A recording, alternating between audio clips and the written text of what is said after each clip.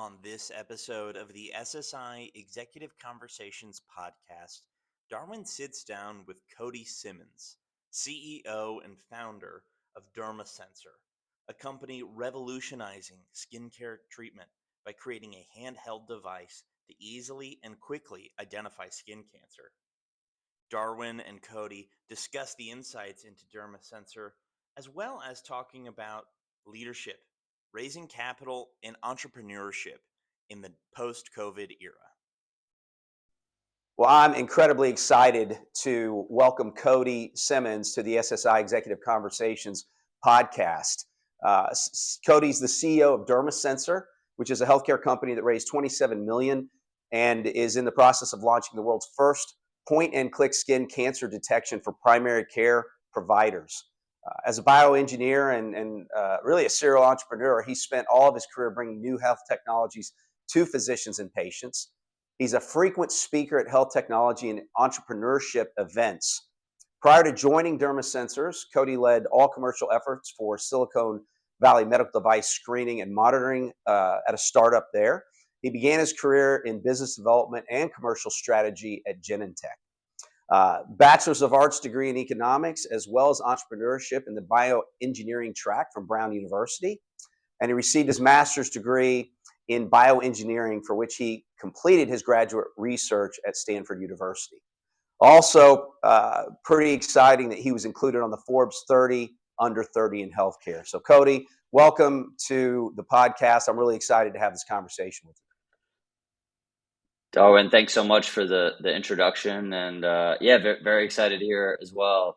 Appreciate you guys having me. And the Forbes thing, I don't know the statute of limitations on that. It's a few years old at this point, but I guess still fair enough to bring up. Yeah, still pretty exciting, you know. Well, DermaSensor, I think, has an opportunity to bring a tremendous amount of value to the marketplace for skin cancer patients. So maybe you can kind of start us off by talking about what the product does first. Sure, happy to, and maybe I'll spend a minute on kind of skin cancer first, and sort of the challenges and problem of that, and then of course talk a bit about the product and how we're approaching things. So skin cancer is more common than all other cancers combined in the U.S. There's about 5.5 million diagnosed every year. People often think of melanoma as the deadly one, which certainly it is. The mortality rate is higher than all others. It's actually the number one cancer killer of young women. But melanoma itself, which is relatively rare compared to basal cell carcinoma and squamous cell carcinoma, is actually expected to be the second most common cancer by 2040. So melanoma, which can be quite deadly, is also relatively common and increasing quickly in incidence. And squamous cell carcinoma, even though your chance of dying from having squamous cells is relatively low, because there's so many more squamous cell carcinomas diagnosed every year. Actually, it depends which study you read, but there's roughly as many, perhaps even more deaths from squamous cell carcinoma a year than melanoma. So that one in particular is also a big issue. There's about 1.5 million. So in short, major problem, tons of these cancers out there. Almost everyone that I know and meet and talk about our work may not have a direct story, but knows my friend or my uncle. Or, there's almost, or at least they can relate to the challenge of getting a dermatologist visit. Less than 20% of Americans report ever being screened for skin cancer ever in their life. So certainly nowhere close to keeping up with the annual visit or anything like that. So, however, I started off with all the negatives. The positives are that early detection of skin cancer, including melanoma, is effectively a cure. 99% of skin cancers that are diagnosed early, like many cancers, are easily treatable at that early stage. And the challenge and the frustration of skin cancer, but also the opportunity, is that you can literally see them, right? They're on your skin. And so we really kind of now getting a DermaSensor, we really believe that the large opportunity comes from better equipping primary care physicians to better detect skin cancer, right? Dermatologists, by definition, are specialists on evaluating skin. They're quite effective with skin evaluation and care. Can you make specialists slightly better at what they do, sure, everyone can be a bit better at their job. But they're already quite effective at evaluating skin, right? So kind of our focus is that, can we up level the primary care physician? And keep in mind, assessing skin lesions and deciding should you go to a dermatologist or not, right? The patient that they're caring for is part of their scope of practice. It's very common in primary care. Often it's lesions that initially patients point at, right? Oh, my wife or husband kind of noticed Right. this mole on my back, or, they come in for something else, upper respiratory tract or hair loss. There's some other condition. Like, by the way, what do you think about this mole? Or they have their shirt off and the doctor has a stethoscope out and they see something funky on the torso, right? So Right. a lot of it happens in that way. And actually, skin conditions are the second most common conditions brought up in primary care behind upper respiratory tract. So colds, coughs, etc. After that, it's skin conditions. So it's very common that skin is initially addressed in primary care, and often they're making that decision, should this patient go see a dermatologist or not? And that's really what our product is designed to be effective at helping PCPs make that triage decision. And so what we did, so now into the product, we spent, really it's a decade now. So I joined the company in mid 2016 to really kind of get things off the ground as first, full-time team member and kind of co-founder and CEO, to miniaturize a 30-pound microwave size kind of prototype device that we built with Boston Okay. University. So of our few patents, a couple of those are issued from them. And to basically miniaturize it into the handheld 1 pound device that it is today. So we spent many more years and millions of dollars than I like to reflect on, kind of getting the device miniaturized. But that was kind of our core thesis, right? Which is to equip primary care providers whose average consult time is just like 10 minutes. They've got to be able to do it efficiently, and it's got to be cost effective for them to invest in it. Exactly right. Yeah, and that's what all of our advisors, to their credit, from day one have basically said. It has to be quick and easy to use for primary care, otherwise they're just not going to do it. Dermatologists, because they're skin specialists, have a bit more tolerance perhaps for complex and or expensive systems.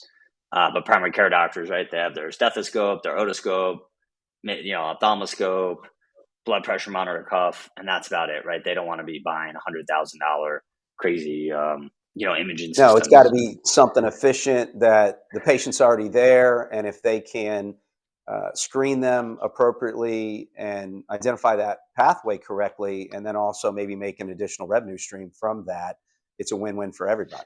Exactly, and that's what for payers, right? If more skin cancers are detected in the primary care setting versus later in the dermatology setting, that's good for them. Perhaps decreasing unnecessary referrals to dermatologists.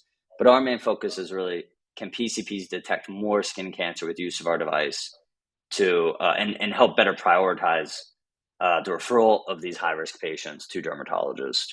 And so the device uses a type of spectroscopy. It's called elastic scattering spectroscopy.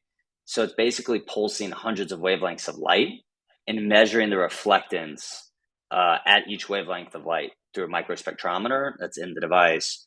And then an algorithm runs, and based on the training of the algorithm, like what's malignant tissue, what's benign, the algorithm runs and basically gives a dichotomous, the outputs actually investigate further or monitor. Okay. So basically go see a dermatologist, or you don't, the device isn't recommending you need to right now, but keep monitoring the lesion, because obviously there was a reason why the device was used in the first place, right? There was some degree of suspicion.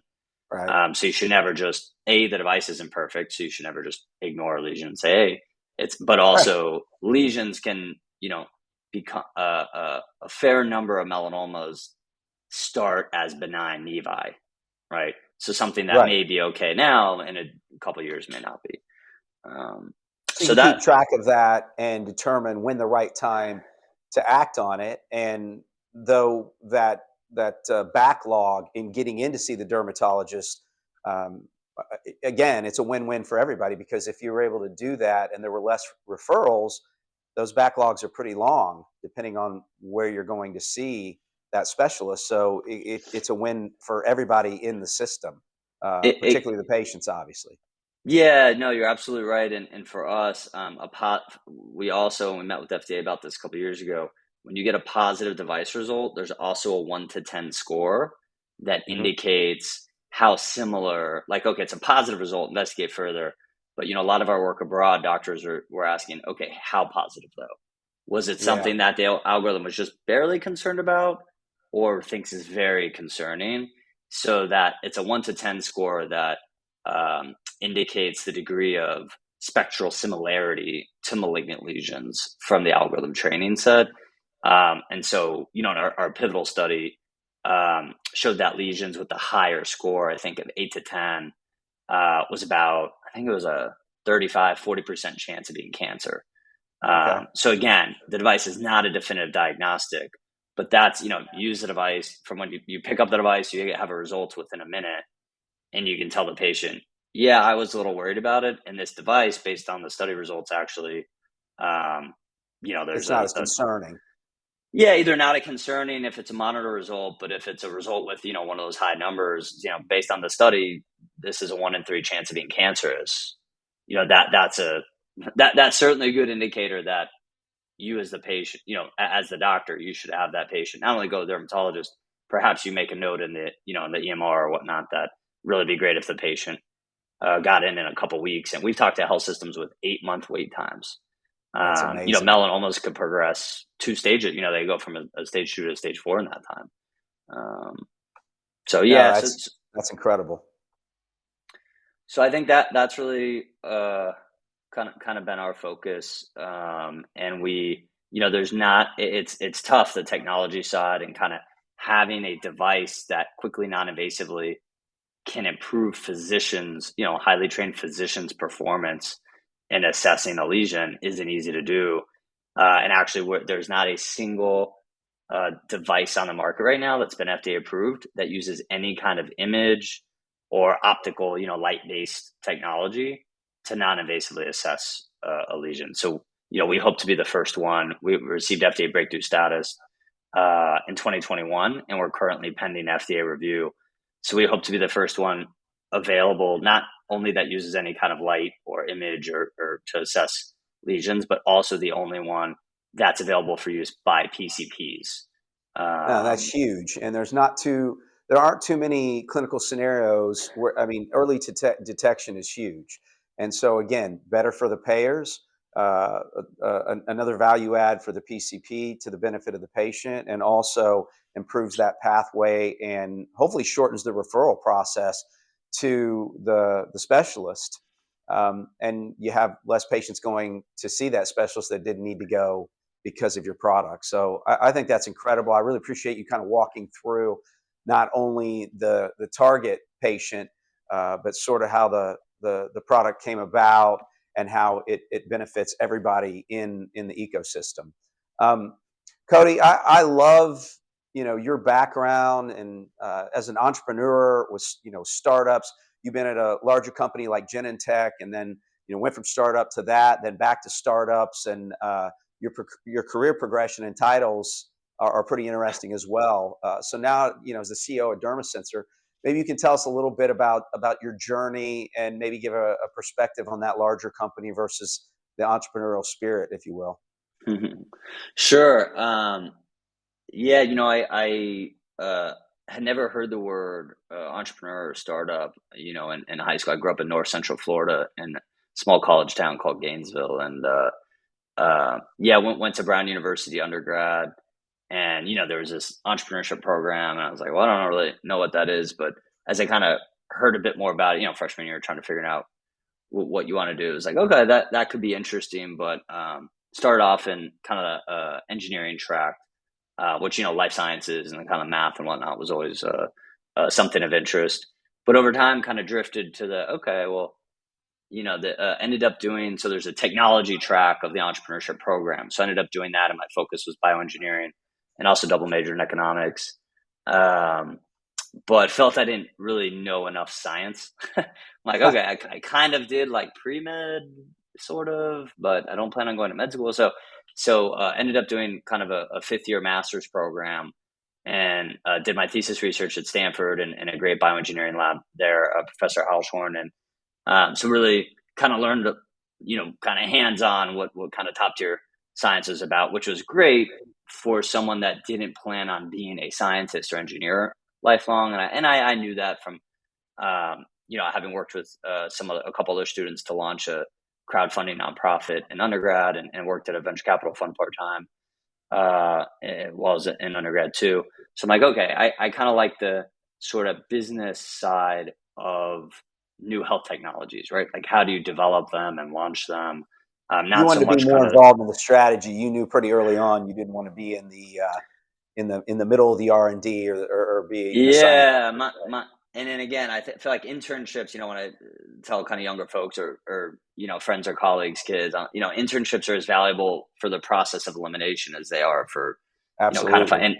and my first one, freshman summer, worked part-time in a genetic engineering laboratory. And it's like, okay, it's a kind of interesting academically, but like, I don't want to do this for the next 50 years. Right. Yeah. And so that's kind of what set me off on, okay, what about the more business and kind of entrepreneurial aspects of new health technologies? So My yeah, well, why was my it? middle son, a lot of people in our family are in medical or clinical, and Okay. so that's kind of what he thought he wanted to do. Went and did a couple of different, shadowing events, and he's a pilot now. So that, to your point, worked out Yeah, really same well because it concept. wouldn't have been a good fit for him. Well, it was funny. So while I was at Stanford, worked with a couple PhDs to launch a new health technology there. We went through the StartX accelerator. I think it was in its year 2 or 3. Now it's become a big kind of reputable accelerator, almost kind of the Y Combinator level, I would say. So it's interesting being there, a part of the early days. Did a licensing deal with Stanford, and so kind of got a good taste of that. And back to your question about kind of career steps and rationale. Um, I actually got some friends made fun of me for going to Genentech. They're like, you're passionate about startup stuff. You want to do that long term. Why are you going to work for the largest oncology pharmaceutical company in the world? Like, that doesn't. It has I think 80,000 employees at the time.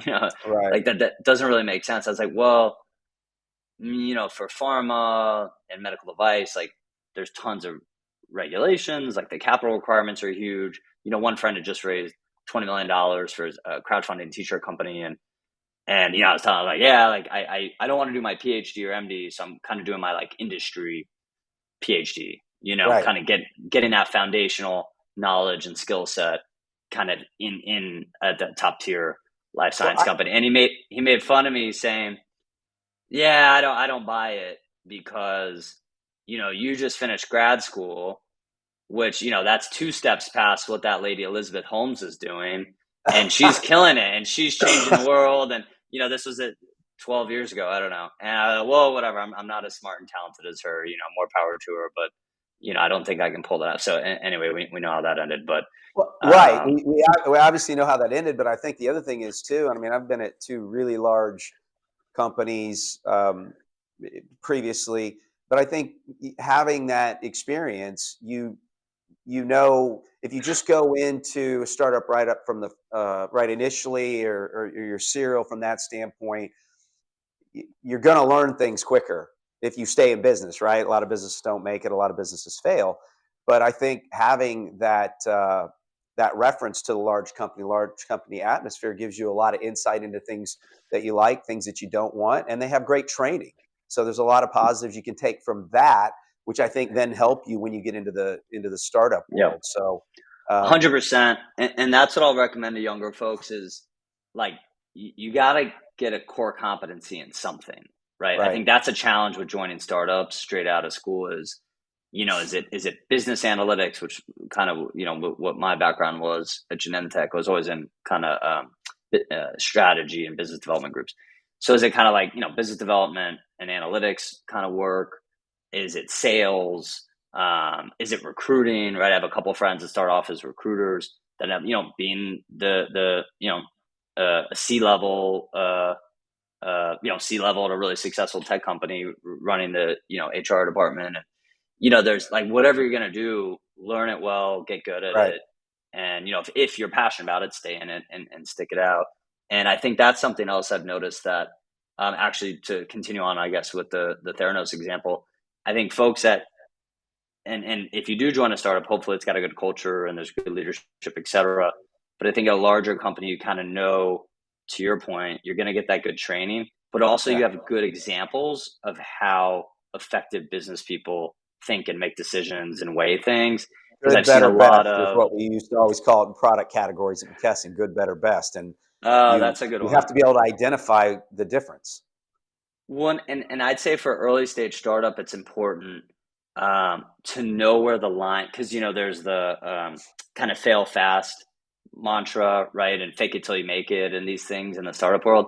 Right. But the issue is you need to know where the line is, right? I think a lot of folks that are physicians, or especially engineers, that they just hear like, oh, business people are really aggressive and kind of molding the truth, and so like, I'm going to do that. It's like, yeah, but if you were never in a company like that, you don't really have a feel for what's pushing the envelope versus blowing way Way behind what's past it. appropriate. Yeah, like you can be kind of optimistic and positive about things, but it has to be based in truth. And I think some folks Absolutely. that haven't lived through some of those scenarios, especially at a good company that models where those lines are, they don't, they may, like, I think Elizabeth Holmes would be an example, like they didn't maybe necessarily mean to blow, kind of way overstep the line because they didn't really know where the line was, perhaps in some cases. That, not judging that situation specifically, but Well, yeah, I mean, one of the key things you just said there was passion. And, I don't, at our company, my kids, it's all, find out what you're passionate about, because then in terms of how you grow, you study, you learn, and you become competent more, quickly, more efficiently. It doesn't feel like work because you enjoy what you're doing. And I think that's really smart. definitely. And then it comes down to frame of reference, right? You don't know what you don't know. So who you surround yourself with and how you gather information and validate it's really important. Um, why don't we talk a little bit about some of the challenges relevant to getting funding as an entrepreneur and kind of your journey relevant to that at Dermasensors? Sure. Kind of funding and I guess company development over the years. A big one for me is, we absolutely would not be where we are today, kind of without the support involvement of some really seasoned and successful, medical device entrepreneurs and executives. So specifically, Dr. Maurice Ferre and Chris Dewey. So they kind of, formed the company and sort of hired a couple of folks part time to kind of get the initial prototypes built and do some proof of concept studies. So it was kind of like NIH grant, Okay. but privately funded. You can think of it that way. So kind of got that early foundational work in place, not just with kind of the technology and things kind of pointed in the right direction, but also, the knowledge with what it takes to kind of bring a device like this to market. Because, when I joined the company, I was 27. And so, I had some of those experiences that I spoke about at Genentech and at Stanford, et cetera. But I definitely hadn't been through it successfully before. Oh, and I didn't mention, after Genentech, before Dermasensor, I kind of done the concept stage a couple times and kind of got a minimal viable product MVP and initial sales. I'd done that twice in undergrad and grad school, but hadn't gone to that next step of raising millions of dollars and having departments and, so I joined a startup that had just raised their Series B. I think it was a $9 million Series B as the director of business development. And so, kind of saw that, ended up kind of major pivot or closing the doors were on the horizon. So that's when I was introduced to Maurice. So I've been there for a year, was introduced to Maurice, who's built two multi-billion-dollar medical device companies. The current one's private, Insight Tech. His prior one, Mako Surgical, went public, and then a couple years later sold to Stryker for, I think, $1.6 billion. Yeah, amazing entrepreneur.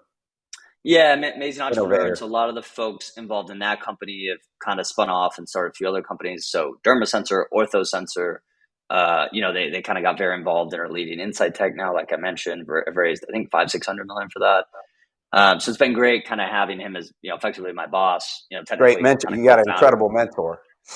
Great mentor. And so to your point about funding and whatnot, having someone with that experience, that resume, kind of helping open some of those doors. But at the end of the day, it's if you're the one kind of full-time operating day to day, a lot of those key decisions and what's the strategy and the vision that investors are backing, folks like that can help open doors, which is absolutely important.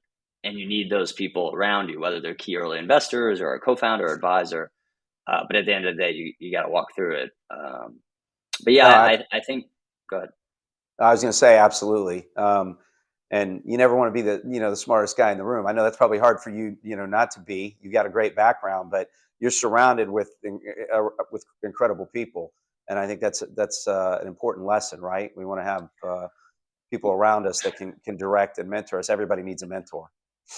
Yeah, and I appreciate that, but actually, it's funny, kind of high school, did well, was valedictorian, but then I got to Brown. I'm like, man, I'm working my butt off to get a B, and Yeah, what was I my understand. multivariable engineering multivariable calculus for engineering majors freshman fall. I'm like, okay, I am not smart.